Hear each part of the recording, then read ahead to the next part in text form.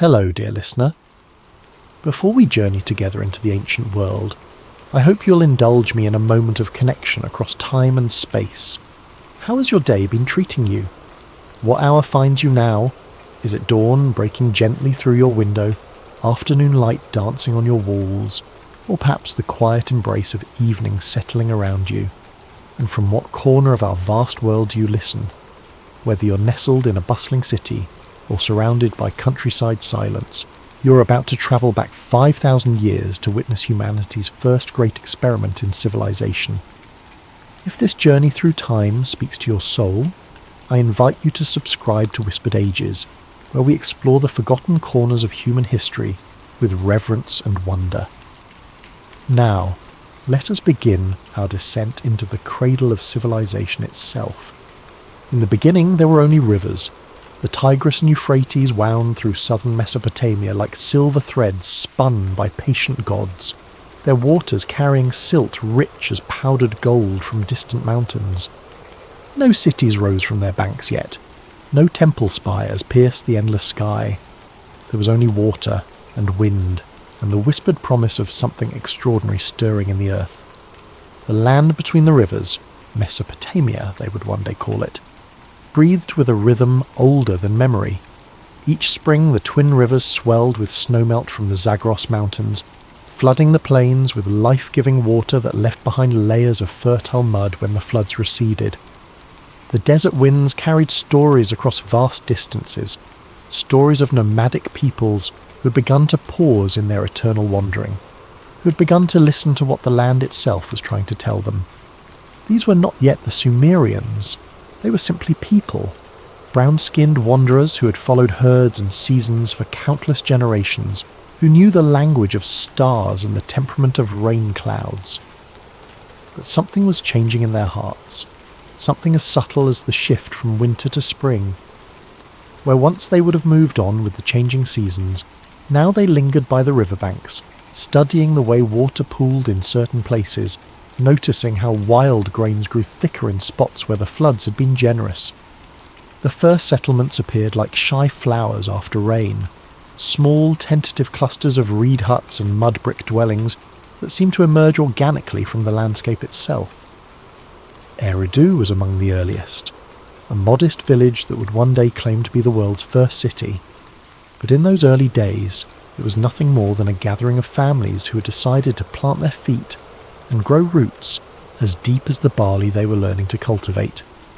In Uruk, families built their homes where a gentle bend in the Euphrates created a natural harbour for reed boats.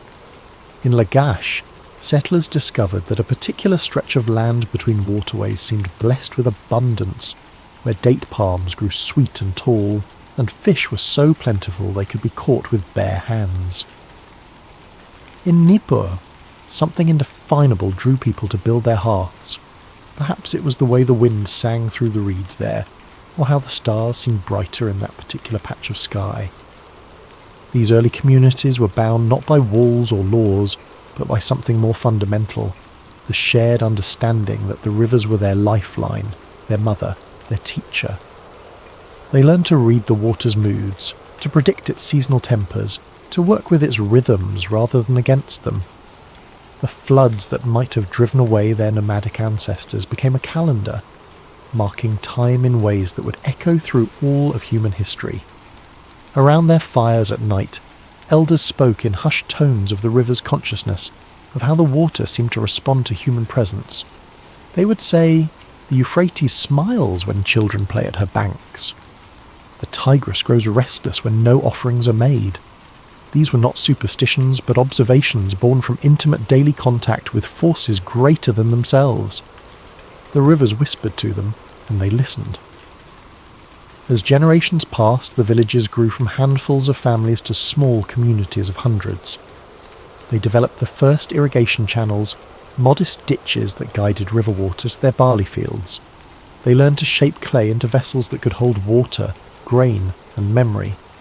They began to mark important events with small tokens, clay figures representing successful harvests, protective rituals, agreements between families. Trade routes emerged naturally, following the river's paths and connecting the scattered communities.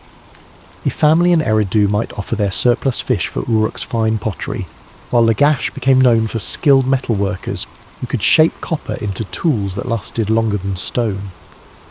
These exchanges were conducted with the solemnity of ritual. They understood that commerce was a form of kinship, binding their separate communities into something larger than themselves. Religious practices developed organically around the mysteries they encountered daily. Why did the rivers flood at precisely the right times for planting? Why did certain plots of land yield abundant harvests while others remained barren? Why did some children possess an uncanny ability to predict the weather, while others could heal with their hands? The questions themselves became sacred, and the tentative answers formed the foundation of what would become humanity's first organised religion. Shamans emerged, men and women who seemed to communicate more directly with the invisible forces that governed their world. These early priests were part healer, part weather reader, part keeper of community memory. They conducted ceremonies by moonlight, their voices joining with the night wind to carry prayers across the water. They crafted the first primitive temples, circular platforms of packed mud where the community could gather to acknowledge the powers that sustained them. By 4000 BCE, these river settlements had taken on a quality that transcended mere survival. They had become places where human consciousness was expanding, where people were beginning to see themselves not just as temporary occupants of the landscape, but as participants in some vast unfolding story. Children born in these villages grew up with a sense of place that their nomadic grandparents could never have imagined. They belonged to Eridu, to Uruk, to Lagash, to the land itself. Yet they remained small, these proto-cities, connected more by water and trade routes than by any central authority. Each community developed its own customs, its own relationship with the divine, its own way of reading the stars and honouring the dead. They were like islands of emerging consciousness in an ocean of wilderness, each one an experiment in what it might mean for humans to live together in permanent harmony with the natural world. The stage was set for transformation. The people, the land, the rivers and the gods were all in position. What came next would change the course of human history forever, but in those quiet decades before the cities truly rose, there was a piece that would be remembered in later ages as the time when humans first learned to listen to the Earth's deeper rhythms, when they first discovered that settling down didn't mean stopping growth. It meant putting down roots deep enough to support something magnificent. The rivers continued their ancient flow, carrying with them the dreams of a people on the verge of becoming something entirely new. The transformation came not with conquest or catastrophe, but like dawn breaking. Slowly, then all at once, until what had been unthinkable became inevitable. Eridu claimed the honour of being first, and perhaps it was. By 3800 BCE, what had begun as a modest riverside settlement had evolved into something unprecedented in human experience, a true city. Not merely a large village, but a complex organism where thousands of people lived in intricate interdependence, their lives woven together by systems of governance, religion, and culture that had never existed before. The secret lay in the temples. Where their ancestors had built simple platforms for community gatherings, the people of Eridu constructed something revolutionary. Massive mud brick edifices that rose like artificial mountains from the flat riverine landscape. These weren't merely places of worship, but nerve centres of an entirely new form of social organisation. The temple complex served as granary, courthouse, workshop, and spiritual sanctuary all at once, a physical manifestation of the belief that the sacred and the practical were inseparable. The oldest temple at Eridu, later rebuilt many times but always on the same sacred spot, was dedicated to Enki, the god of fresh water, wisdom, and crafts. Local legend claimed that Enki himself had founded the city, that he had risen from the waters of the primordial ocean to teach humans the arts of civilization. Whether myth or memory, the story captured an essential truth. Eridu felt blessed, chosen, touched by divine favour in ways that elevated it above ordinary human settlements. Within the temple walls, a new class of people emerged, the priests who were also administrators, scribes, astronomers, and keepers of the community's accumulated wisdom. They developed the first systematic methods for managing irrigation networks that now stretched for miles in every direction, turning the harsh landscape into a garden of abundance. They coordinated massive public works projects, organised festivals that brought together people from dozens of surrounding villages, and began to record their activities on clay tablets using symbols that would evolve into humanity's first writing system. The development of writing was revolutionary in ways that wouldn't be fully appreciated for millennia. For the first time in human history, knowledge could be preserved across generations without relying on human memory. Wisdom accumulated rather than disappearing with each elder's death. Complex administrative systems became possible, allowing cities to grow far larger than any community that had come before. Life in these early Sumerian cities developed rhythms unknown to their nomadic ancestors. The day began before dawn with the sound of temple bells calling the faithful to morning prayers. Farmers headed to the fields guided by elaborate irrigation schedules maintained by the priest administrators, while craftsmen opened workshops where they perfected techniques for working copper, silver and gold into objects of both utility and beauty.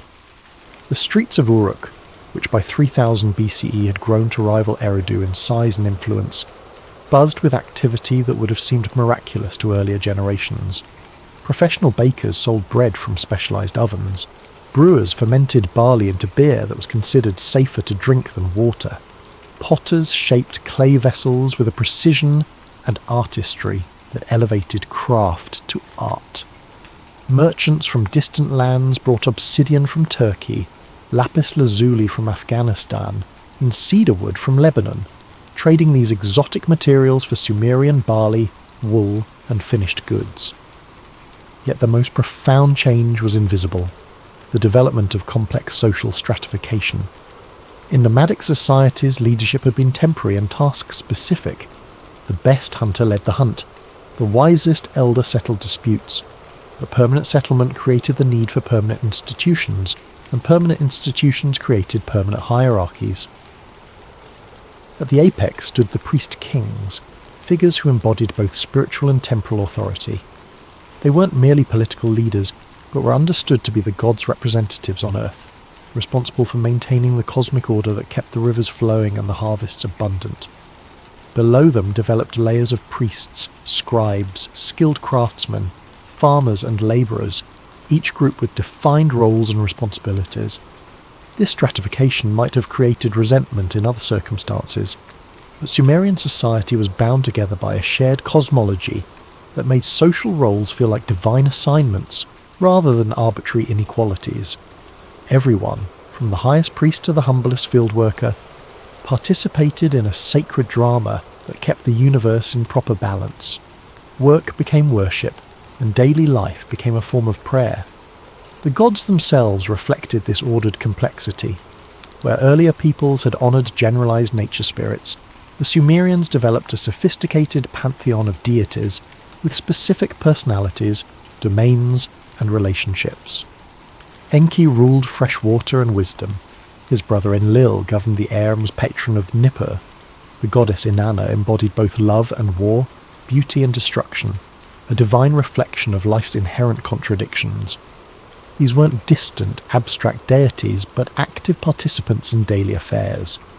Each city claimed a particular god as its patron, and the relationship between city and deity was understood to be reciprocal. The god protected and prospered the city, while the citizens provided offerings, maintained the god's temple, and conducted themselves in ways that honoured their divine patron. The temples grew accordingly, becoming the most impressive architectural achievements of their age. By 3100 BCE, the Great Temple of Anu in Uruk rose nearly 40 feet above the surrounding city, a mud-brick monument to human ambition and divine glory that could be seen for miles across the flat Mesopotamian landscape.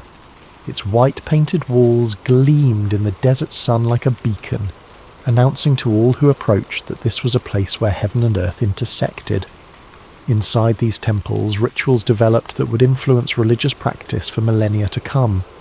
Daily offerings of bread, beer and meat fed the god statue, which was treated as a living presence requiring care and attention. Seasonal festivals mark the agricultural calendar with ceremonies that could last for days, involving the entire population in dramatic reenactments of mythological events. The most significant of these was the sacred marriage ceremony, where the king or high priest symbolically wed the goddess Inanna to ensure the land's fertility for the coming year. These weren't mere symbolic gestures, but intensely meaningful rituals that bound the community together in shared purpose, and reminded everyone that human prosperity depended on maintaining proper relationships with divine forces. Innovation flowed from this spiritual foundation like water from a spring. Sumerian astronomers, motivated by the need to schedule religious festivals accurately, developed the first systematic observations of celestial movements. Their mathematical system, based on the number 60, gave us the 60-minute hour and the 360-degree circle. Their agricultural techniques, refined through generations of careful observation and religious devotion, could support population densities unimaginable in earlier eras. By 3100 BCE, Sumer had become a constellation of city-states, each one a miracle of human organization and divine inspiration. Eridu, Uruk, Ur, Lagash, Nippur, Kij. These names would echo through history as humanity's first successful experiments in urban civilization. They had solved the fundamental challenge that had limited human development for millennia: how to organize large groups of people in permanent settlements without descending into chaos or tyranny. Their solution was essentially spiritual. They had created societies where every person's role was understood to be sacred, where work served not just human needs, but cosmic purposes, where daily life was structured around the rhythm of religious observances that reminded everyone of their place in a larger divine order. Yet even as these cities flourished, the seeds of future challenges were already present. The same specialization that made complex civilization possible also created dependencies that could become vulnerabilities.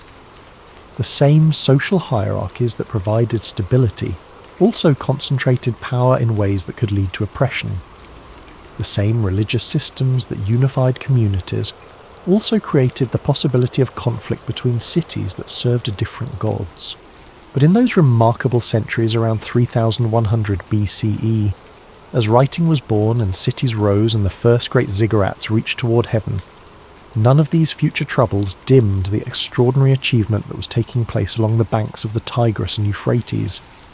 Humanity had learned to build something larger than tribes, more permanent than empires, more meaningful than mere survival. They had built civilization itself. From the misty intersection of history and legend emerges a figure whose very existence embodies the transformation of Sumer from collection of city-states to conscious civilization. Gilgamesh, king of Uruk, hero of humanity's first great epic, a man so remarkable that reality could not contain him, and he spilled over into myth. Was Gilgamesh a king who became a legend, or was he always a legend pretending to be one? The question haunts us across millennia, for in him we glimpse something profound about how human consciousness was evolving in those crucial centuries around 2900 BCE. The archaeological record confirms his existence. King Gilgamesh, of the first dynasty of Uruk, builder of walls, patron of arts, conqueror of neighbouring cities. Yet the stories told about him transcend any mortal accomplishment, reaching toward truths too large for history alone to hold. The epic that bears his name, preserved on clay tablets discovered thousands of years after his death, reads like humanity's first attempt to grapple with the ultimate questions. What does it mean to be human? How do we face mortality? What constitutes a life well lived? These weren't abstract philosophical inquiries, but urgent personal questions for a civilization that had achieved so much, yet remained vulnerable to forces beyond human control. In the epic, Gilgamesh begins as a king drunk on his own power, oppressing his people through arrogance and excess. The gods, disturbed by his behaviour, create Enkidu, a wild man raised by animals, innocent of civilization's refinements, but possessing natural wisdom that the sophisticated king has lost. When Enkidu and Gilgamesh finally meet, they fight fiercely before recognizing in each other a kindred spirit. Their friendship becomes the emotional centre of the story, representing the reconciliation between nature and culture that was essential to Sumerian civilization. Together they undertake heroic adventures, slaying the monster Humbaba in the cedar forests of Lebanon, killing the bull of heaven sent by the goddess Ishtar. But when Enkidu dies as punishment for their defiance of divine will, Gilgamesh is confronted with the reality of death, not as abstract concept but as personal loss so devastating it transforms his understanding of existence itself.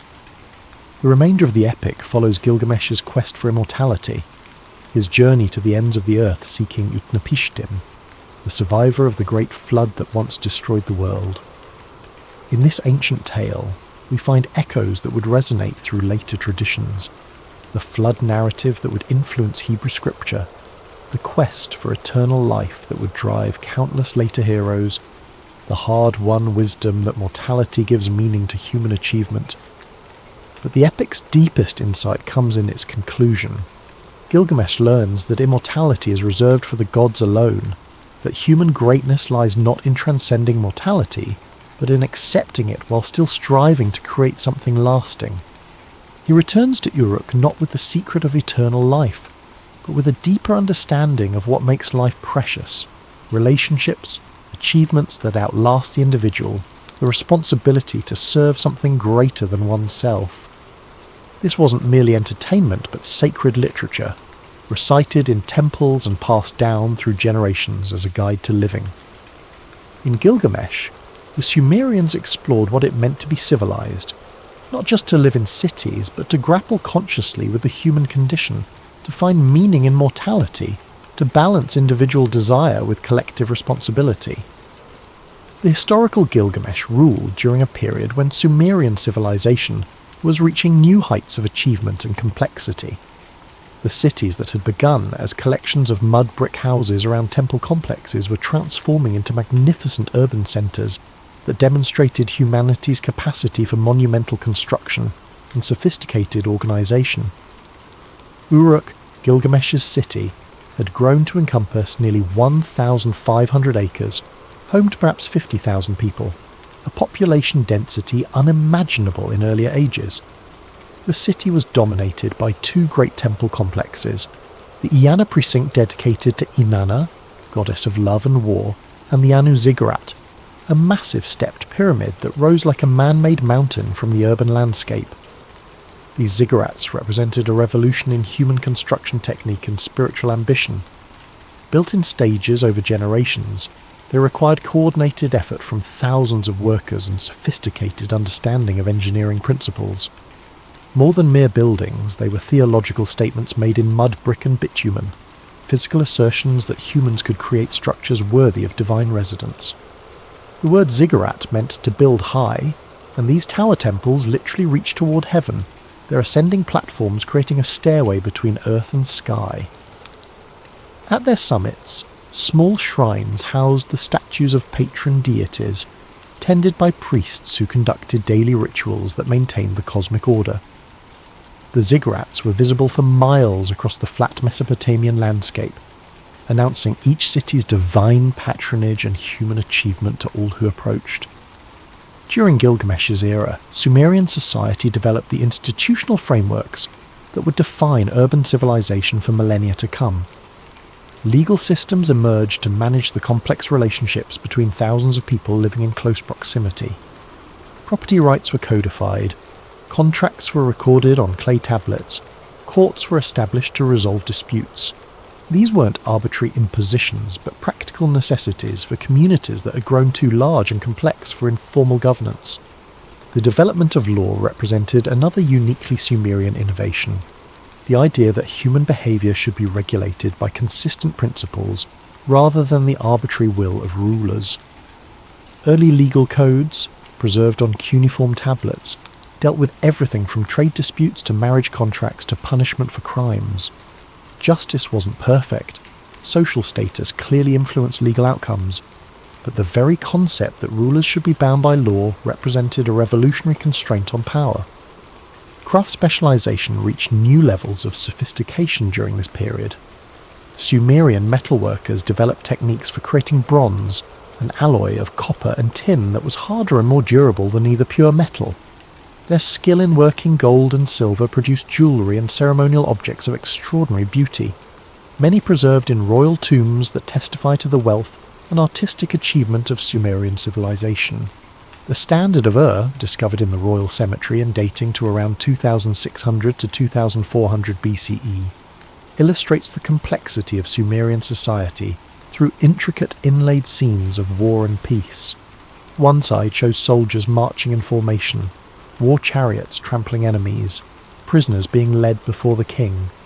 The other depicts a peaceful banquet, with figures carrying fish, cattle, and other offerings while musicians provide entertainment. Together the two sides present a civilization capable of both organised warfare and refined cultural life. This duality, the capacity for both conflict and creation, characterised Sumerian cities during the age of early kings. While they achieved unprecedented heights of artistic and intellectual achievement, they also developed the world's first professional armies. The same organisational skills that made possible massive construction projects and complex irrigation systems also enabled warfare on a scale unknown to earlier peoples. Intercity conflicts became common as individual city-states competed for control of trade routes, water rights, and agricultural land. These weren't casual raids, but systematic campaigns involving thousands of soldiers equipped with standardised weapons and organised in disciplined formations. Kings like Gilgamesh built their reputations through military success as much as through building projects or religious devotion.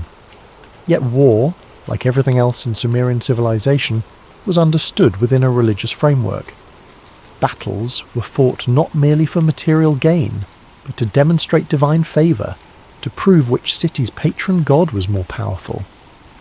Victory brought glory not just to human commanders, but to the deities they served, while defeat was interpreted as evidence of divine displeasure, requiring spiritual as well as military response.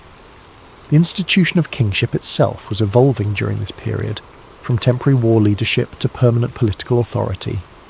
Early Sumerian kings were chosen during crises and expected to relinquish power when the crisis passed. But as warfare became more common and administration more complex, temporary leadership proved inadequate. Kings began to claim permanent authority, justified by divine sanction rather than mere human consensus. This transformation of leadership from temporary to permanent, from consensual to hereditary, represented one of the most significant political developments in human history. It established patterns of governance that would persist for millennia, but it also created tensions between individual ambition and collective welfare that would challenge every subsequent civilization. The reign of Gilgamesh, whether historical or legendary, symbolised both the achievements and the problems of this new form of social organisation. A king powerful enough to build great monuments and lead successful military campaigns, but also capable of oppressing his own people. A hero who could defeat monsters and gods, but who struggled with the fundamental human limitation of mortality. A ruler who embodied the possibilities and the dangers of concentrated power. In the epic that preserved his memory, Gilgamesh's greatest achievement wasn't military victory or architectural wonder, but the wisdom gained through loss and struggle. He learned that true kingship involved service rather than domination, that lasting greatness came through leaving behind achievements that benefited others, that mortal life gained meaning precisely through its limitations. These insights, preserved in humanity's first great work of literature, represented more than individual wisdom. They reflected the collective learning of Sumerian civilization as it grappled with the challenges of urban life, complex social organization, and concentrated power. In Gilgamesh's journey from tyrannical ruler to wise king, we see civilization itself learning to balance individual achievement with collective welfare, temporary power with lasting responsibility. By the end of the early dynastic period, around 2350 BCE, the foundations had been laid for everything that would follow in human political development. Kings ruled by divine right but were expected to serve divine purposes. Law constrained even royal power. Professional armies protected but also potentially threatened civilian populations. Cities competed but also cooperated through trade and diplomatic relationships. The Age of Gilgamesh had established the framework within which human societies would operate for the next 5,000 years. Whether hero or tyrant, man or myth, he represented the emergence of individual consciousness powerful enough to shape civilization itself, and the responsibility that came with such power. Sumer in its classical age was not a nation but a symphony. Dozens of independent city-states playing their own themes while contributing to a greater harmonious whole. Each city pulsed with its own rhythm, honoured its own patron deity, developed its own character and customs, yet all were unmistakably Sumerian, bound together by shared language, religion, and the constant flow of trade along the great rivers that had given birth to their civilization. Arose beside the Euphrates like a jewel of commerce and craftsmanship, its merchants' vessels sailing downriver to the Persian Gulf and beyond, returning with treasures from the Indus Valley and the mountains of Anatolia. The royal cemetery of Ur, discovered by archaeologists in the 20th century, revealed the extraordinary wealth and sophistication of this period. Golden helmets, elaborate headdresses, lyres decorated with bulls' heads crafted from precious metals and lapis lazuli. The famous burial of Queen Puabi, surrounded by dozens of attendants who had drunk poison to accompany her into the afterlife, testified to both the magnificence and the sometimes dark devotion of Sumerian court culture. Lagash flourished in the fertile region between the Tigris and Euphrates, becoming renowned for its innovative rulers and ambitious building projects. Under King Anatum around 2450 BCE, Lagash briefly dominated much of southern Mesopotamia, commemorating its victories on the Stele of the Vultures, a limestone monument depicting the king leading his soldiers into battle, while vultures feast on the corpses of defeated enemies. Yet Lagash was remembered not only for warfare but for the reforms of Urukagina, who around 2350 BCE proclaimed the world's first known declaration of social justice, limiting the power of priests and nobles while protecting the rights of ordinary citizens.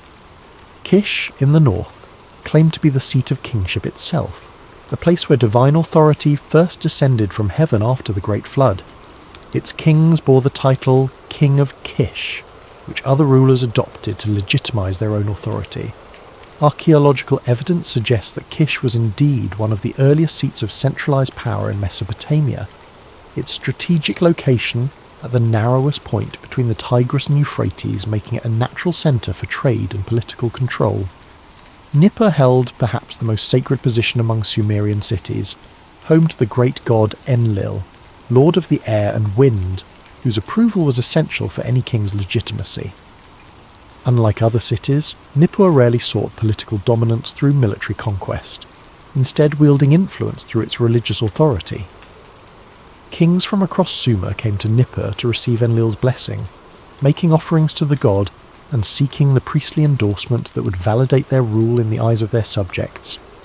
This multiplicity of power centres created a dynamic political landscape, unlike anything seen before in human history.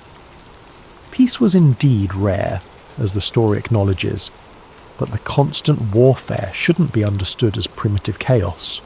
Instead, it represented the growing pains of humanity's first experiment in complex multi-state politics, complete with shifting alliances, diplomatic marriages, trade agreements, and territorial disputes that would become familiar patterns in later civilizations. The wars themselves were often limited affairs, more like elaborate tournaments than total conflicts. Cities rarely sought to destroy each other completely. They were too valuable as trading partners and too necessary as components of the larger Sumerian ecosystem. Instead, conflicts typically aimed to establish temporary dominance, secure favourable trade terms, or resolve disputes over water rights and agricultural land. Water was, inevitably, at the centre of most conflicts. The elaborate irrigation systems that made Sumerian civilization possible required constant maintenance and careful coordination between communities that shared river water and canal networks. A city that diverted too much water for its own fields could devastate its neighbours' harvests, leading to conflicts that had both practical and religious dimensions, for interfering with irrigation was seen as disrupting the divine order that governed the flow of life-giving water. Yet even amid this political fragmentation and periodic warfare, Sumerian civilization achieved innovations that would revolutionize human life. The wheel, perhaps invented around 3500 BCE, transformed both transportation and pottery making. Early Sumerian wheels were solid wooden discs, heavy but effective for moving goods over the flat Mesopotamian landscape. By 2500 BCE, Sumerian craftsmen had developed lighter spoked wheels that made possible the war chariots that dominated ancient battlefields for over a millennium. The plough represented an equally revolutionary advance in agricultural technology. Earlier farming had relied on simple digging sticks and hoes, limiting the amount of land a family could cultivate. The Sumerian plough, called by oxen and capable of breaking tough sod, multiplied agricultural productivity and made possible the surplus food production that supported increasingly large urban populations. Innovations in plough design continued throughout the period, with bronze-tipped ploughshares and improved harnesses increasing efficiency and reducing the labour required for field preparation. Mathematical achievements during this period were equally impressive. The Sumerian base 60 system gave us the 60-minute hour, the 60-second minute, and the 360-degree circle, mathematical conventions we still use today. Sumerian scribes developed sophisticated techniques for calculating areas, volumes, and proportions, essential skills for managing irrigation projects, dividing agricultural land, and planning construction projects. Their mathematical texts, preserved on thousands of cuneiform tablets, reveal a level of abstract thinking that wouldn't be matched in the Western world until the Greek Golden Age 2 millennia later.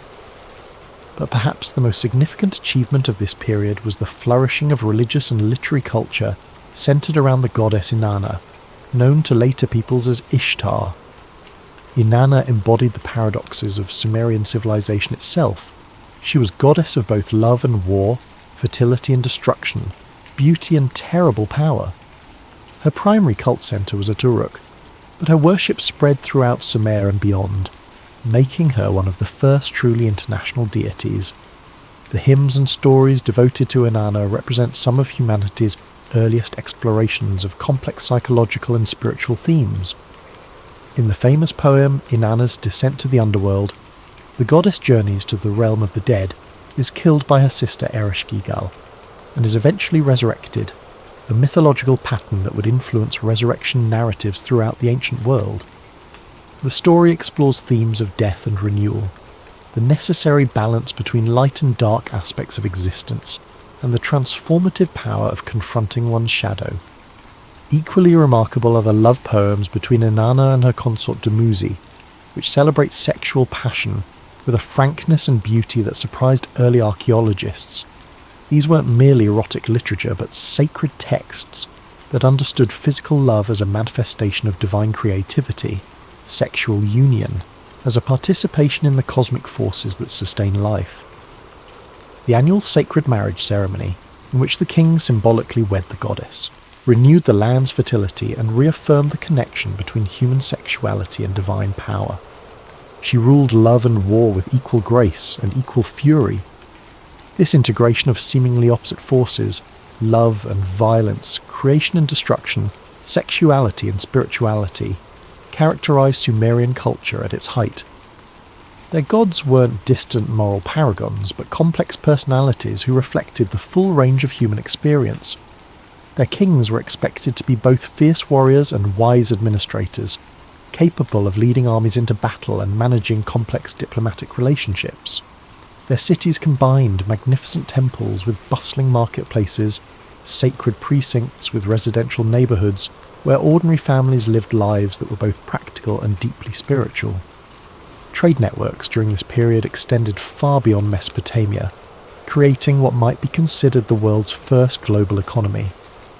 Sumerian merchants established trading posts from the Persian Gulf to the Mediterranean, exchanging barley, wool, and manufactured goods for metals, precious stones, and exotic materials unavailable in the river valleys.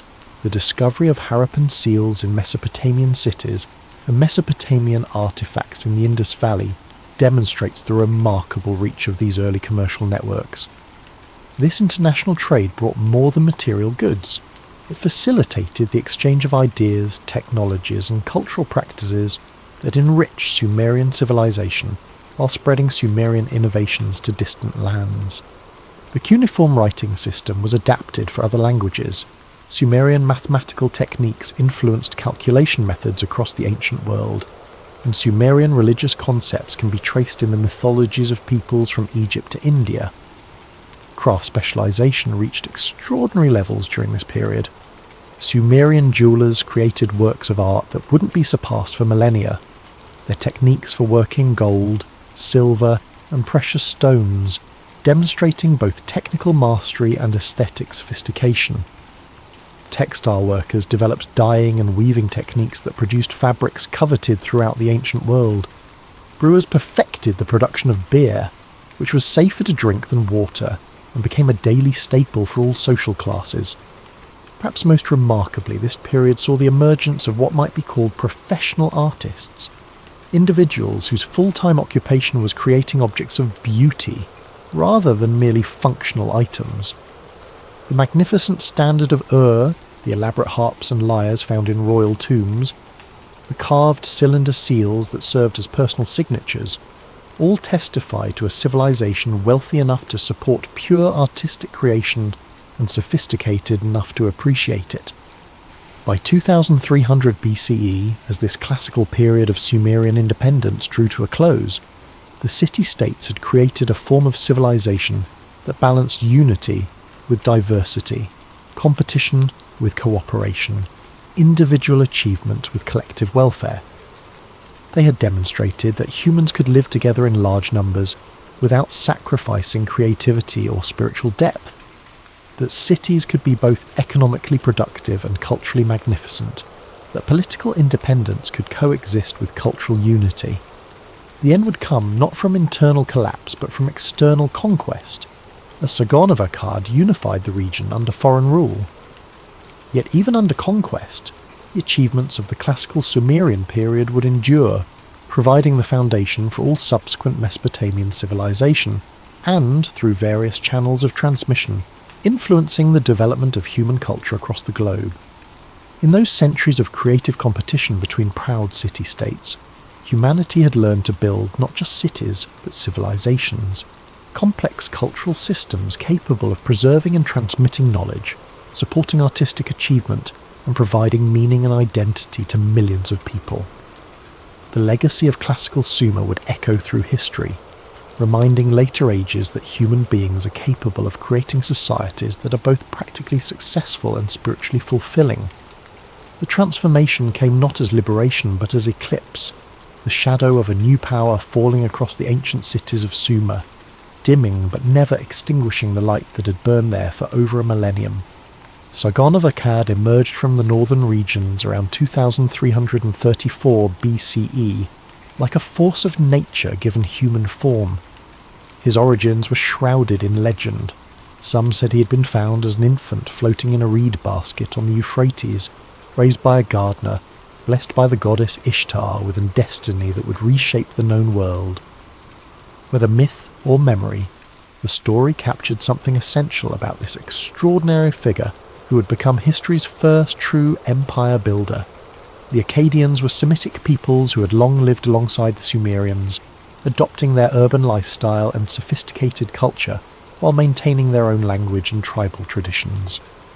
Under Sargon's leadership, they became something unprecedented, a unified military force capable of conquering and governing vast territories stretching from the Persian Gulf to the Mediterranean Sea. Sargon's conquest of Sumer was methodical and devastating. One by one, the proud city-states that had maintained their independence for centuries fell to his disciplined armies. Ur, Uruk, Lagash, Nippur, the cities whose very names had become synonymous with civilization itself, found their walls breached, their kings deposed, their temples plundered. Yet even in conquest, Sargon demonstrated a political sophistication that set him apart from mere warlords. Rather than destroying the cities he captured, he incorporated them into a larger imperial system that would endure for nearly 2 centuries. The Akkadian Empire represented humanity's first experiment in multi-ethnic, multilingual imperial governance. Sargon understood that lasting rule required more than military dominance. It demanded cultural integration and administrative efficiency on a scale never before attempted. He appointed Akkadian governors to rule conquered cities, but retained many Sumerian officials in subordinate positions, recognizing their expertise in urban administration and their influence with local populations. Most remarkably, he embraced rather than suppressed Sumerian culture. Akkadian scribes learned to write cuneiform, adapting the script to their Semitic language while preserving thousands of Sumerian texts. Akkadian artists adopted Sumerian artistic techniques and religious iconography. Akkadian kings participated in traditional Sumerian religious ceremonies, presenting themselves as legitimate heirs to the ancient traditions rather than foreign usurpers. Even under a foreign king, the old gods still watched the rivers. This cultural synthesis created something entirely new in human experience, a civilization that was simultaneously unified and diverse, capable of governing vast territories while preserving local traditions and identities. The Akkadian language became the lingua franca of diplomacy and trade throughout the ancient Near East. Yet Sumerian remained the language of scholarship and religious ritual, much as Latin would function in medieval Europe. Under Akkadian rule, Sumerian religious traditions underwent significant evolution. The goddess Inanna was identified with the Akkadian Ishtar, creating a more complex deity who embodied both Sumerian and Semitic religious concepts.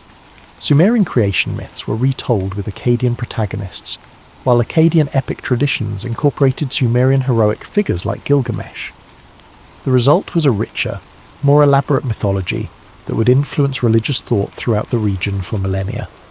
Sargon's grandson Naram-Sin, who ruled from 2254 to 2218 BCE, represented the height of Akkadian power and the most dramatic departure from Sumerian political traditions.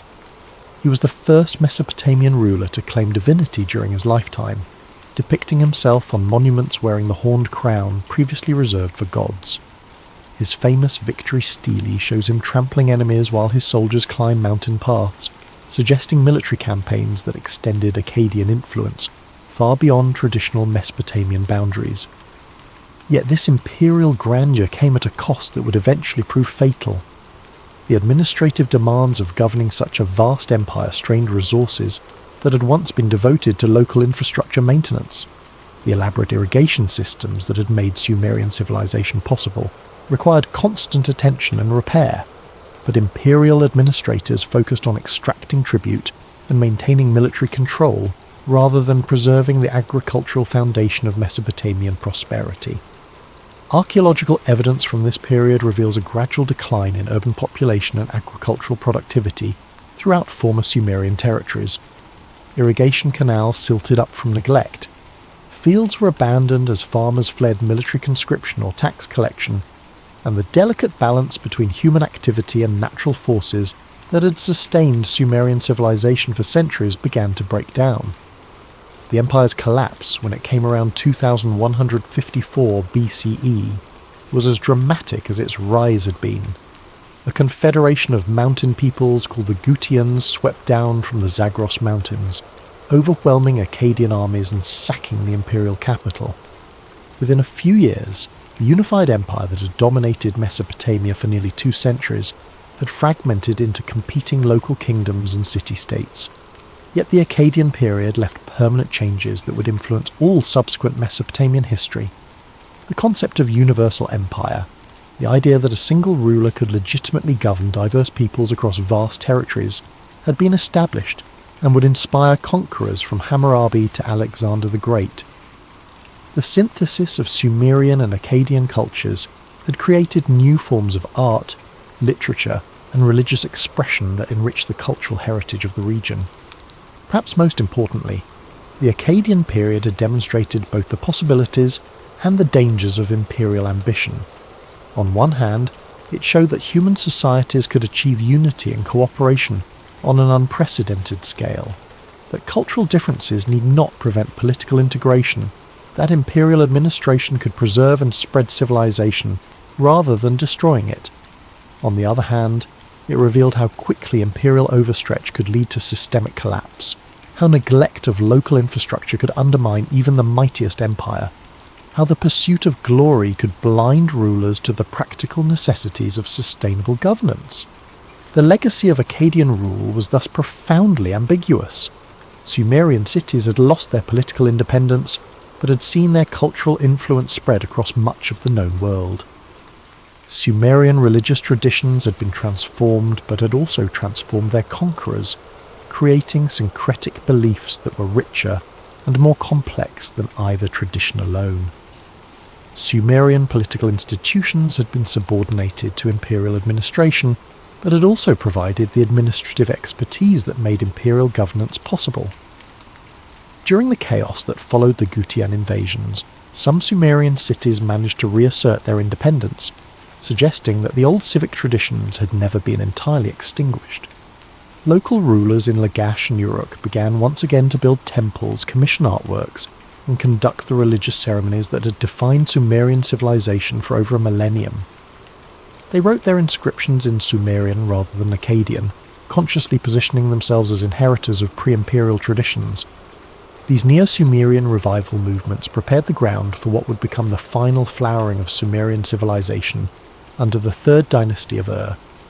The period of Akkadian rule had been a long parenthesis in Sumerian history, a time when their cities had been governed by foreign powers, but when their deeper cultural traditions had been preserved, transformed, and ultimately strengthened through contact with other peoples and ideas. The Akkadian shadow had indeed dimmed the bright light of classical Sumerian independence, but it had not extinguished it. Instead, like starlight filtered through atmospheric disturbance, the light had been refracted and scattered, creating new patterns and possibilities that would illuminate the ancient world in ways the original Sumerian city-states could never have achieved alone. When Akkadian power finally collapsed, it left behind a Mesopotamian world that was more cosmopolitan, more culturally complex, more aware of its place in a larger regional system than it had ever been before. The Sumerians who emerged from nearly 2 centuries of foreign rule were not the same people who had been conquered by Sargon, but they were recognisably Sumerian, living proof that cultural identity could survive political subordination, that civilizational values could transcend the rise and fall of empires, that the human capacity for creating meaning and beauty was stronger than any conqueror's sword. Like dawn breaking after a long night, the third dynasty of Ur rose from the ruins of Akkadian collapse to orchestrate Sumerian civilization's final, magnificent symphony. Under the leadership of Ur-Nammu, who ascended to power around 2112 BCE, the ancient cities of Sumer experienced a renaissance that would create some of their most enduring achievements, while serving as a bittersweet farewell to over 2 millennia of Sumerian independence. Ur-Nammu was not merely a conqueror but a builder, not merely a king but a restorer of ancient traditions, filtered through the hard-won wisdom of imperial experience. Having witnessed how Akkadian rule had transformed Mesopotamian society, he understood that effective governance required both military strength and cultural legitimacy, both administrative efficiency and respect for local traditions. His dynasty would demonstrate that Sumerian civilization, far from being a relic of the past, remained capable of innovation and growth even in its twilight years. The first task was physical reconstruction. The irrigation systems that had sustained Sumerian agriculture for millennia had suffered severe neglect during the chaotic decades following Akkadian collapse. Canals had silted up, dikes had crumbled, and entire agricultural regions had reverted to desert. Ur-Nammu launched massive public works projects that employed thousands of workers in restoring and improving the water management infrastructure that remained the foundation of Mesopotamian prosperity. But this was reconstruction, with a difference. The engineers of the Third Dynasty incorporated lessons learned during the Akkadian period, designing more efficient canal systems and more durable construction techniques. They created standardized measurement systems that allowed for better coordination between different regions, and they established bureaucratic procedures for canal maintenance that would prevent future neglect. The result was an irrigation network more sophisticated than anything achieved during the classical Sumerian period. Urban reconstruction proceeded with equal ambition, and greater resources than the ancient cities had ever possessed. The great ziggurat of Ur, whose ruins still dominate the landscape today, was Ur-Nammu's most spectacular achievement, a stepped pyramid rising over 200 feet above the surrounding city, its mud brick core faced with fired brick and bitumen, its access ramps designed to accommodate massive religious processions. Unlike earlier ziggurats, which had grown organically over centuries, Ur-Nammu's ziggurat was planned as a unified architectural statement, demonstrating both engineering mastery and religious devotion on an unprecedented scale. The ziggurat was more than monumental architecture. It was theology made manifest in brick and mortar. Its 3 levels represented the fundamental structure of Sumerian cosmology: the netherworld beneath, the earth in the middle, and the heavens above. At its summit stood a small temple where the moon god Nana was believed to reside when visiting Earth, making the entire structure a bridge between divine and human realms. The building's orientation aligned with celestial movements tracked by Sumerian astronomers, whose observations had grown increasingly sophisticated during the Akkadian period. Literature flourished during this Neo-Sumerian Renaissance in ways that revealed both continuity with ancient traditions and creative adaptation to new circumstances. Scribes produced thousands of tablets containing hymns, prayers, myths, and administrative documents that provide our most detailed picture of Sumerian society. The hymns to various deities composed during this period display literary sophistication and emotional depth that surpass most earlier religious poetry, suggesting that Sumerian culture had been enriched rather than diminished by its encounter with Akkadian traditions. Of particular significance are the royal hymns that celebrated the achievements of Third Dynasty rulers while placing their reigns within the broader context of Sumerian sacred history. These texts present kings not as divine figures in their own right, a rejection of Akkadian precedent, but as faithful servants of the gods, chosen to restore proper order after a period of foreign domination. The theological message was clear: legitimate rule derived from divine approval expressed through traditional Sumerian religious institutions. Legal innovation during this period produced humanity's first comprehensive law code, the Laws of Ur-Nammu, which predated the more famous Code of Hammurabi by several centuries. Written in Sumerian and inscribed on stone steles placed in public spaces, these laws established consistent principles for resolving disputes, punishing crimes, and regulating commercial transactions. The Code's preamble explicitly connects legal justice with religious duty, stating that the king had been commissioned by the gods to establish justice in the land. Law carved in clay read aloud beneath temple light. The laws themselves reveal a society that had achieved remarkable sophistication in balancing individual rights with collective welfare. Property rights were carefully defined, contracts were legally enforceable, and even slaves possessed certain protections under the law. Women enjoyed relatively high status compared to later periods, with rights to own property, conduct business, and initiate divorce proceedings under specific circumstances. The Code's emphasis on proportional punishment rather than arbitrary vengeance represented a significant advance in legal thinking. Economic prosperity during the Third Dynasty reached levels that would not be matched in Mesopotamia for centuries. Standardized weights and measures facilitated trade throughout the empire, while improved agricultural techniques and expanded irrigation increased food production. Craft specialization intensified, with workshops producing goods for both local consumption and long-distance trade. Archaeological evidence suggests that even ordinary families enjoyed material comforts unknown to earlier generations.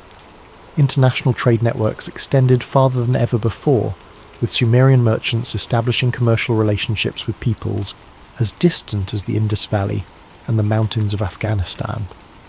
The famous Sumerian merchant archives from Kanesh in Anatolia, dating to this period, reveal the sophistication of these trading operations, with complex credit arrangements, insurance agreements, and partnership contracts that would not seem out of place in modern commerce. Yet perhaps the most remarkable achievement of the Neo-Sumerian period was its conscious cultivation of cultural memory. Third Dynasty rulers systematically collected and preserved ancient texts, commissioning new copies of literary works that might otherwise have been lost. They restored ancient temples using traditional architectural techniques, maintained religious festivals according to archaic rituals, and presented themselves as guardians of Sumerian tradition rather than innovators. This cultural conservatism reflected deep awareness that Sumerian civilization was entering its final phase. The demographic and linguistic changes that had begun during the Akkadian period continued, with Semitic-speaking peoples gradually becoming the majority population throughout Mesopotamia. Sumerian was increasingly confined to religious and scholarly contexts, understood by educated elites, but no longer spoken in the marketplace or the home. Rather than resist these changes, Third Dynasty rulers attempted to manage them in ways that would preserve the essence of Sumerian civilization, even as its political independence disappeared.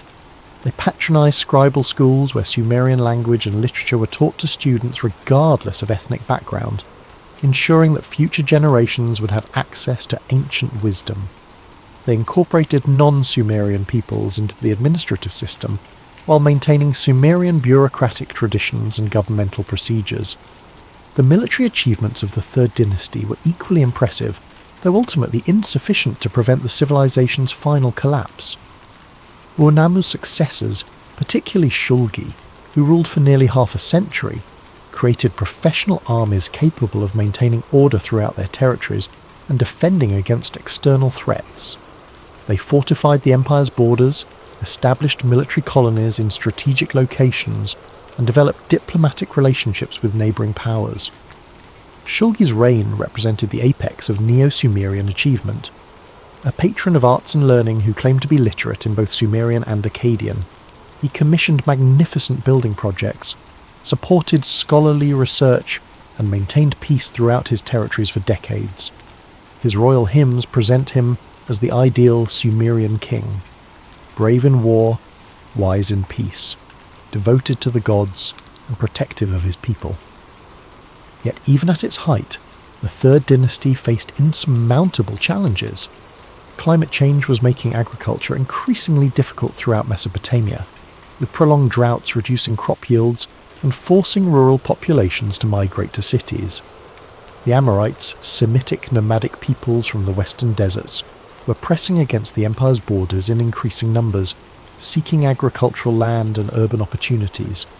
Internal administrative costs were rising as the empire struggled to maintain irrigation systems across vast territories with declining tax revenues. The end, when it came around 2004 BCE, was swift and complete. Elamite armies from the Iranian highlands captured Ur and carried its last king, Ibbi-Sin, into captivity. The great ziggurat that had symbolised Sumerian resilience was plundered, its treasures scattered, its priests dispersed. Within a few years, the political entity that had been Sumer disappeared from history, its cities ruled by Amorite dynasties that would soon establish Babylon as the region's new centre of power. Yet the Neo-Sumerian revival had achieved something more lasting than political success. It had created a cultural legacy that would influence Mesopotamian civilization for over a millennium. The legal principles established by Ur-Nammu would be incorporated into later law codes. The literary works preserved by Third Dynasty scribes would be studied in schools throughout the ancient Near East. The architectural techniques perfected in building the Great Ziggurat would be employed in constructing temples and palaces for centuries to come. Most importantly, the Third Dynasty had demonstrated that cultural identity could transcend political boundaries, that civilizational values could survive military defeat, that the human capacity for creating beauty and meaning was stronger than any empire's armies. The Sumerians who lived through this final renaissance had witnessed their civilization's political death, but had also ensured its spiritual immortality. In preserving their heritage so carefully, in transmitting their wisdom so effectively, in creating monuments so enduring, they had achieved a victory more complete than any military conquest. They had made themselves eternal. The end of a civilization need not be violent. Sometimes it comes like evening, gradually, peacefully, with dignity intact and wisdom preserved. Such was the twilight of Sumer, a fading so gentle that those who lived through it might have mistaken it for transformation rather than conclusion. After the fall of the third dynasty of Ur in 2004 BCE, the ancient cities continued to exist, but they existed differently. The Amorites, who now ruled much of Mesopotamia, were not destroyers, but inheritors, Semitic peoples who had absorbed Sumerian culture through centuries of contact and conquest. They rebuilt the shattered cities, restored the neglected temples, and reinstated the religious festivals that had defined Sumerian life for millennia. Yet something fundamental had changed in the relationship between rulers and the ruled, between present and past, between human ambition and divine purpose. The Amorite kingdoms that emerged from Sumer's political collapse were smaller, more pragmatic entities than the grand dynasties that had preceded them. Kings like Ishbi-Era of Isin and Naplanum of Larsa governed territories that corresponded roughly to the old city-states, but they lacked the imperial ambitions that had driven earlier rulers. Their inscriptions speak of practical achievements: canal repairs, temple renovations, defensive preparations, rather than cosmic mandates or divine missions. This more modest approach to governance reflected changed circumstances throughout the ancient Near East. The great empires of the third millennium had exhausted themselves through constant warfare and an administrative overstretch. Climate change was making agriculture more difficult across the region, while population movements were disrupting traditional trade routes and diplomatic relationships. Survival, not glory, became the primary concern of most rulers. Yet in this age of diminished expectations, Sumerian culture experienced a different kind of flourishing. Freed from the burden of imperial administration, cities could devote more resources to preserving and transmitting their ancient heritage. Scribal schools multiplied, producing scholars who specialized in copying and interpreting classical Sumerian texts. Libraries grew larger and more comprehensive, collecting not only contemporary works but also ancient literature that might otherwise have been lost. The most significant cultural development of this period was the gradual transformation of Sumerian from a living language into a sacred tongue. By 1800 BCE, few people spoke Sumerian in daily life, but it remained the language of scholarship, religious ritual, and legal documentation throughout Mesopotamia. Like Latin in medieval Europe or Sanskrit in classical India, Sumerian became a marker of education and cultural sophistication, studied by elites regardless of their ethnic background. This linguistic transformation actually strengthened certain aspects of Sumerian cultural influence. Because Sumerian was no longer associated with any particular political entity, it could serve as a neutral medium for scholarly communication across ethnic and political boundaries. Scribes in Babylon studied the same Sumerian texts as their counterparts in Assyria, creating a shared intellectual culture that transcended political divisions. Meanwhile, Babylon was rising.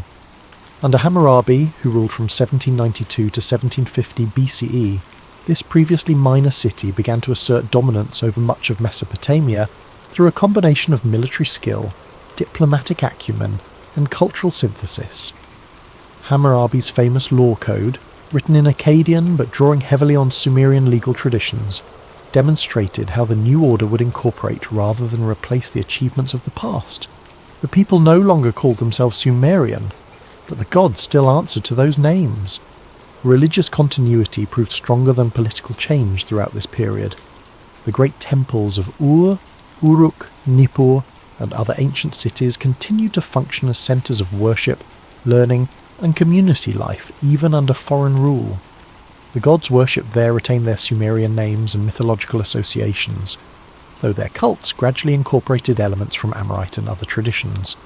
Inanna Ishtar remained among the most popular deities, her complex mythology enriched by new stories that reflected the changed circumstances of her worshippers.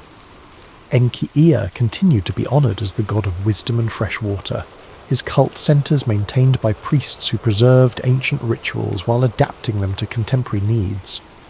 Enlil's temple at Nippur retained its position as a source of religious legitimacy for rulers throughout the region. This religious continuity provided stability and identity for populations experiencing rapid cultural change. People who could no longer speak the language of their ancestors could still participate in religious traditions that connected them to 5 millennia of continuous worship. Farmers who worked fields owned by Amorite landlords could still invoke Sumerian agricultural deities using prayers that had ensured good harvests for countless generations. Artistic traditions also demonstrated remarkable persistence during this transitional period. Sumerian iconographic motifs, the Tree of Life, the winged sun disk, the contest between heroes and wild beasts, continued to appear in artworks throughout Mesopotamia, though often executed in styles that showed influence from other cultural traditions.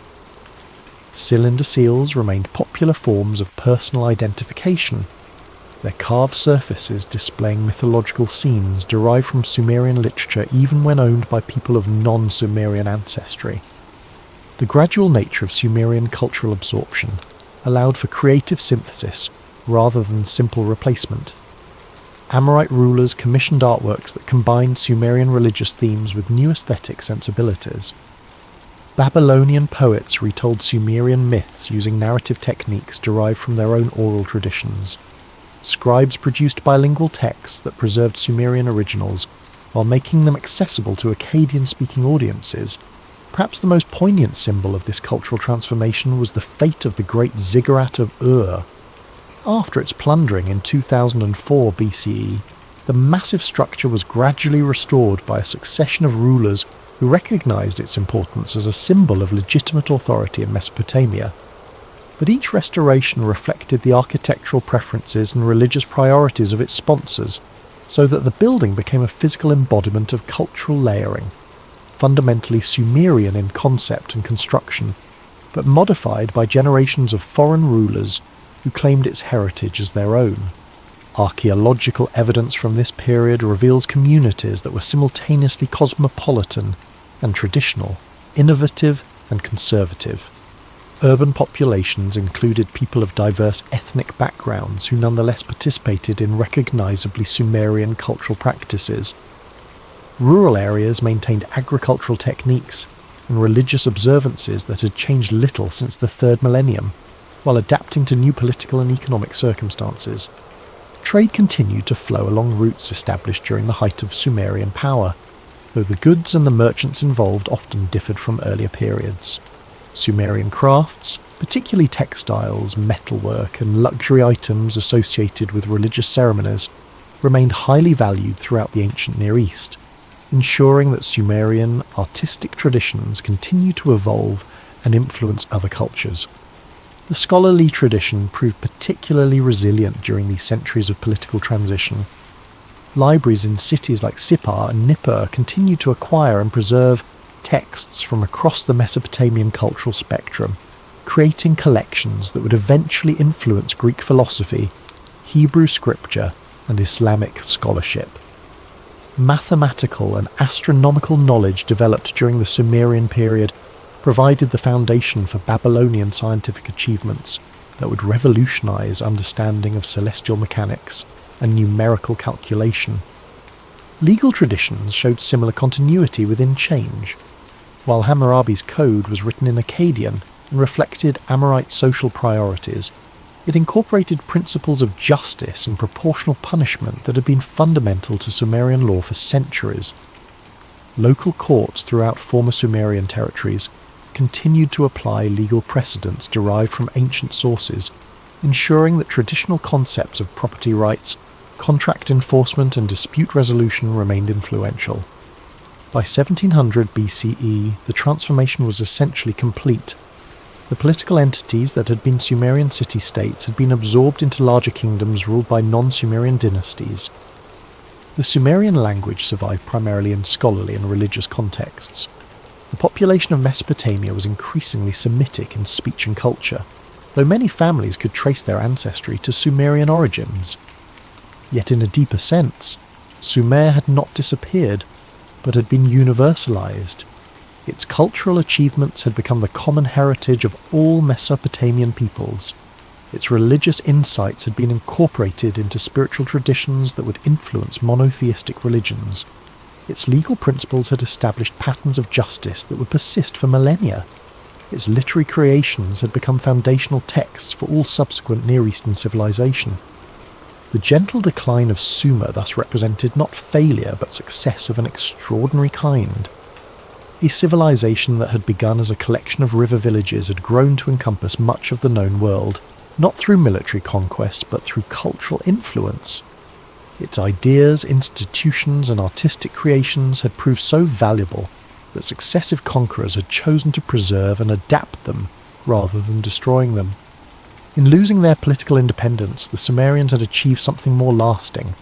They had made their civilization eternal.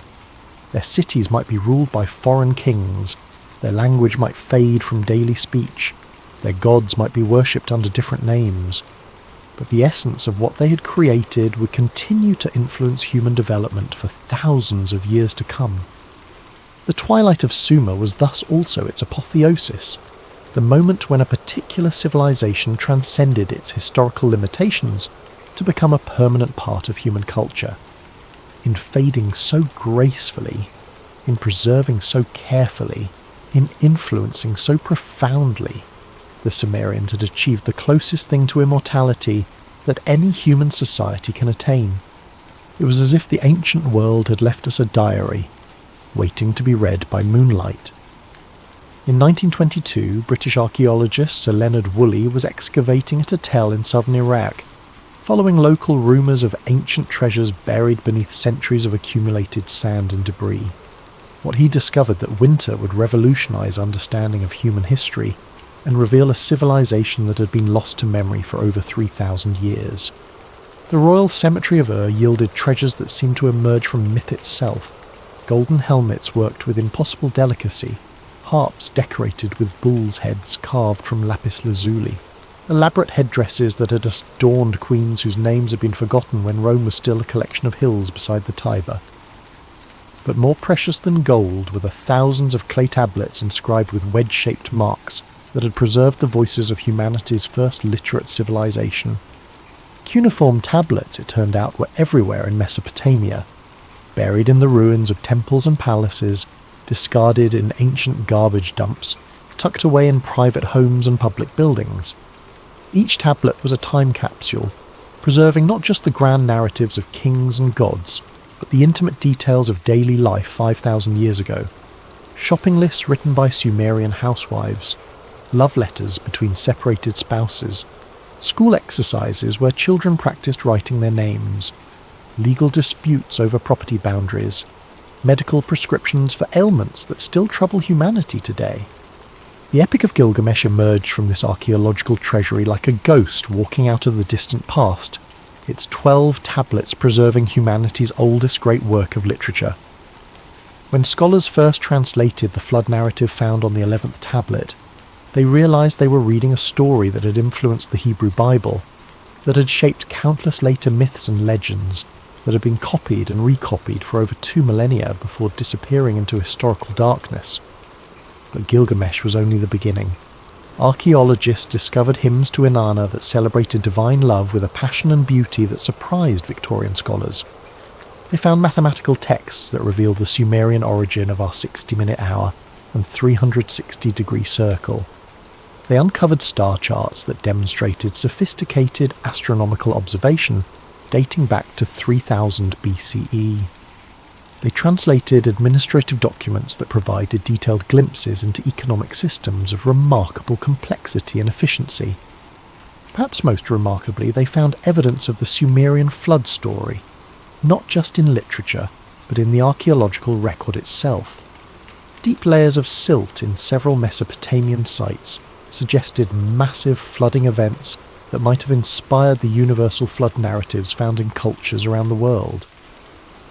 Whether these deposits represented the specific flood described in Sumerian myth remains debated, but their existence demonstrated that mythology often preserved genuine historical memory, that stories dismissed as fantasy might contain kernels of factual truth. The decipherment of cuneiform writing, achieved through the patient work of scholars like Henry Lowlinson and Georg Friedrich Grotefend in the 19th century, opened a window into human consciousness at its moment of historical emergence. For the first time, modern people could read the actual words written by the world's first urban dwellers, the first professional administrators, the first systematic observers of celestial movements, the first composers of epic poetry. What they discovered challenged many assumptions about human development and the relationship between civilization and progress. Sumerian society, far from being primitive, had achieved levels of social organisation, artistic sophistication, and intellectual achievement that in some respects surpassed later civilizations. Their legal codes were more comprehensive than many medieval law systems. Their mathematical knowledge was more advanced than that possessed by most Europeans during the Middle Ages. Their astronomical observations were more accurate than those made by many classical Greek scholars. The Sumerian invention of writing itself represented perhaps the most significant cognitive revolution in human history after the development of language. The ability to record information permanently, to accumulate knowledge across generations, to communicate across vast distances and time spans, fundamentally altered the trajectory of human development.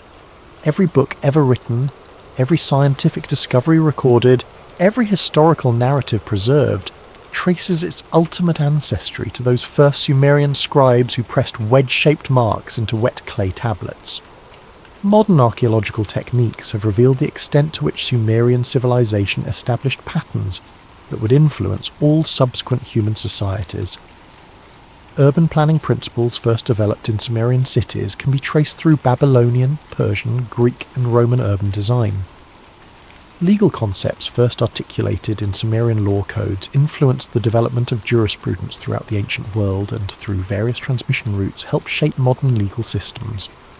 Religious ideas first formulated in Sumerian temples, the concept of divine law, the relationship between earthly and heavenly authority, the notion that moral behaviour has cosmic significance, profoundly influenced the development of monotheistic religions. Sumerian flood narratives, creation myths and redemption stories can be traced in the religious literature of peoples from Egypt to India, suggesting that Sumerian theological insights had a more profound and lasting impact than their political achievements.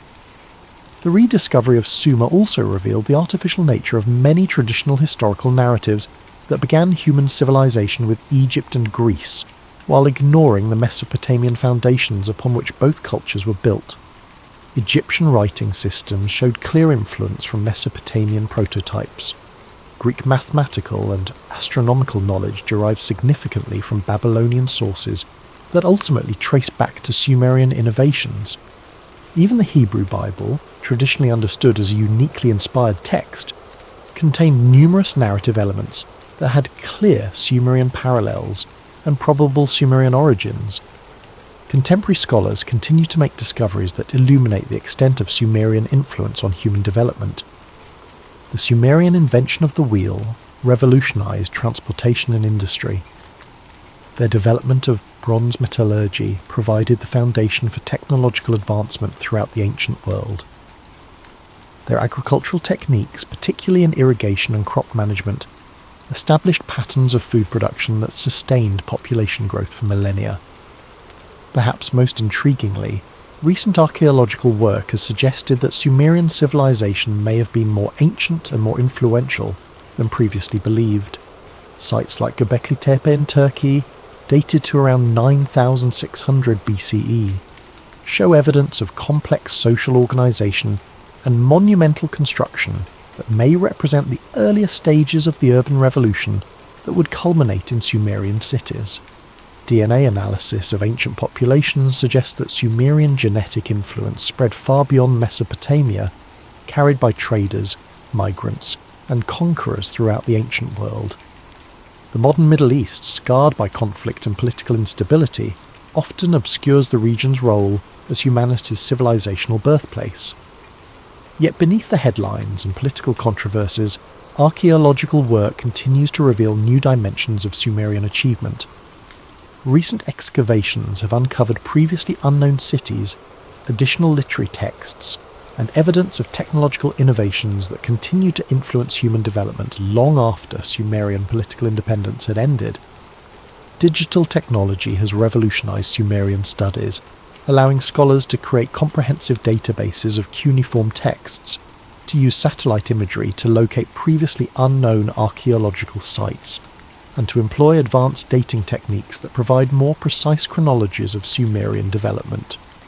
Virtual reality reconstructions now allow anyone to walk through Sumerian temples and palaces, to experience something approximating the visual impact these monuments would have had on their original visitors. The Sumerian legacy extends far beyond historical influence into contemporary relevance. Their struggle to balance individual achievement with collective welfare resonates in modern debates about inequality and social justice. Their experience with environmental challenges, particularly soil salinisation and climate change, provides insights relevant to contemporary environmental crises. Their experiments with urban planning and resource management offer lessons for modern cities, grappling with population growth and infrastructure limitations. Most profoundly, the Sumerian example demonstrates humanity's capacity for creative adaptation, for building complex societies that can preserve and transmit cultural achievements across millennia. Their civilization endured for over 3,000 years, influencing human development in ways that continue to shape contemporary life. Their literature still speaks to modern readers, their artistic achievements still inspire admiration, their intellectual innovations still provide foundations for scientific and mathematical knowledge. In recovering the Sumerian past, modern scholarship has also recovered something essential about human potential itself. The Sumerians were not superhuman figures, but ordinary people who, through cooperation, creativity and perseverance, created extraordinary achievements. Their cities rose from river mud, their writing emerged from simple record-keeping needs, their epic literature developed from community storytelling traditions. Yet from these humble origins they built something that transcended their immediate circumstances, something that connected them not only to their contemporaries, but to all subsequent human generations. In their clay tablets we read our own story, the story of people learning to live together in large numbers, to govern themselves justly, to create beauty that outlasts individual lives, to ask questions about existence that remain relevant across millennia. The echoes in the clay continue to sound, carrying across 5,000 years the voices of humanity's first urban dwellers, the first people to call themselves civilized, the first to dream of permanence in a world of constant change. In listening to those echoes, we hear not just the past but the future, the ongoing human project of building societies worthy of our highest aspirations, communities that can nurture both individual achievement and collective flourishing, civilizations that can endure not through force, but through the enduring power of human creativity and wisdom.